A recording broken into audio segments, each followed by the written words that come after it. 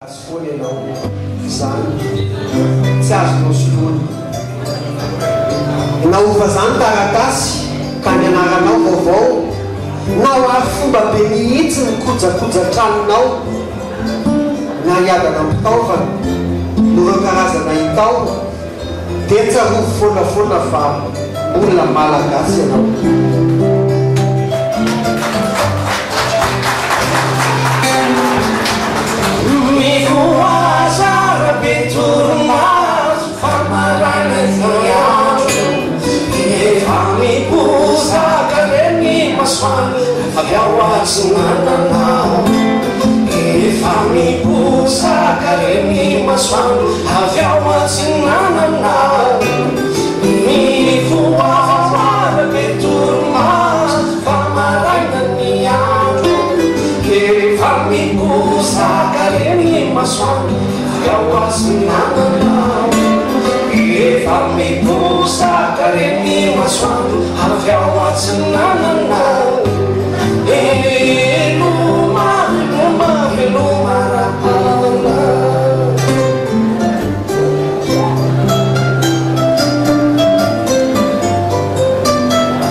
Naova zany namanao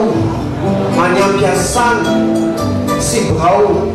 naova zany serasera sy ny fifandraisanao, naova zany fangatahana ao anaty vavakao dia mitady malagasy ny raha mikorina anatinao. Koanao raha malagasy izay natao ny firenena izay rehetra mila ravinahitra noho ny adidizay ekeny dia tsotra niakatra azy teny ampitaina sy zaraina malagasy foana ianao raha mbola velona tsy